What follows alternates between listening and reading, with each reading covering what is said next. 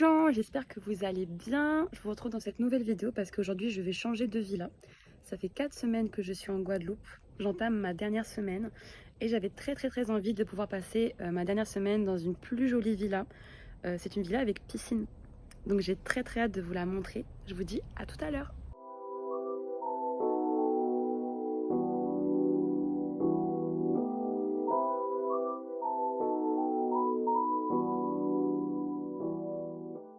Ça y est, on est arrivé à la villa, donc du coup je vais vous faire une petite visite. Je vais pas tout filmer parce qu'il y a les parties communes avec les autres filles et tout, etc. aussi.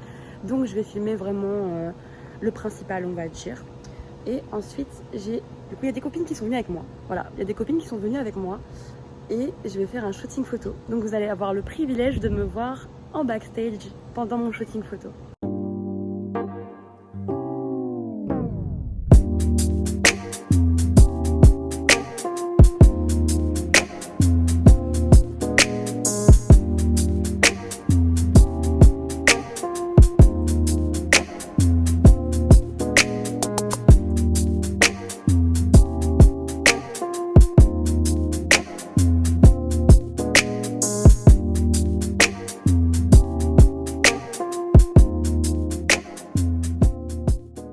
Bon bah ça y est, moi je suis prête hein. Moi je suis prête hein. Moi tu t'attends hein. Je suis enrhumée. C'est vénère. Il fait 30 degrés. Il fait 48 degrés. Enrhumé sous 30 degrés, j'avoue, c'est un peu rouge. Je te jure, c'est une dinguerie de se foutre de la gueule du monde comme ça.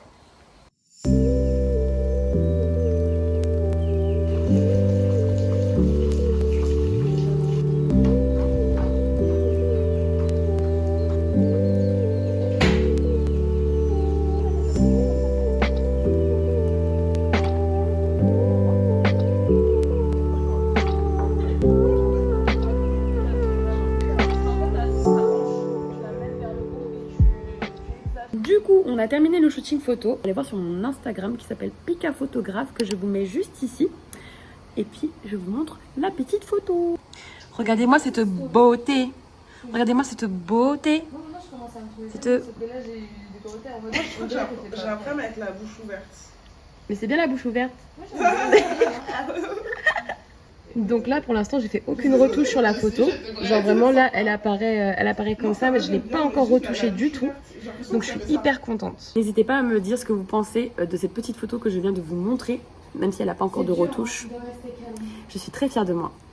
Je me prépare pour aller faire quelques courses parce que du coup, je n'ai plus de pain et de jambon pour aller faire mes croque-monsieur.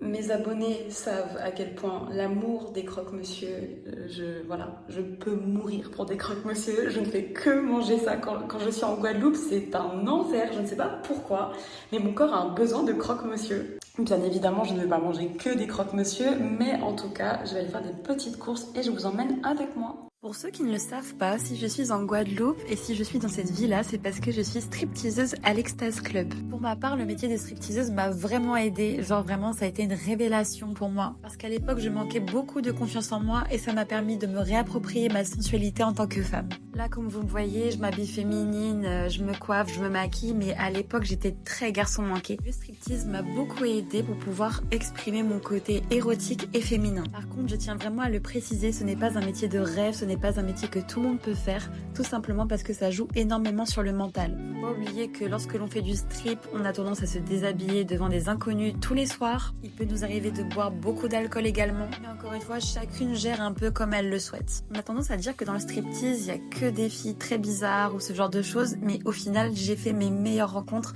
en travaillant dans le striptease. C'est vraiment là que j'ai pu créer de belles connexions. Après, je pense que c'est surtout lié au fait que les filles qui travaillent dans ce milieu sont assez ouvertes d'esprit et du coup, je me sentais vraiment légitime de pouvoir parler de certaines choses. Parce que depuis mon adolescence, je parle sans tabou, je parle de sexualité, d'énormément de choses en fait finalement qui sont assez tabous dans cette société et je trouve ça vraiment dommage qu'on ne puisse pas s'exprimer plus en tant que femme. Mon but à moi en tant que créatrice de contenu, c'est de pouvoir ouvrir, élargir les esprits des personnes qui me regardent, pouvoir faire comprendre à certaines personnes qu'elles ne sont pas toutes seules à penser de telle ou telle manière, que c'est tout à fait légitime d'être un être humain et de vouloir vivre des expériences différentes. En tout cas, n'hésite pas à t'abonner si cette petite vidéo t'a plu. C'était vraiment une vidéo très très courte. Il y a aussi ce genre de moment que j'ai envie de partager avec vous tout simplement parce que ça fait partie de ma vie. N'hésite surtout pas à t'abonner, à liker et à partager. Et je te retrouve à très vite dans une prochaine vidéo. Je te fais plein de gros bisous.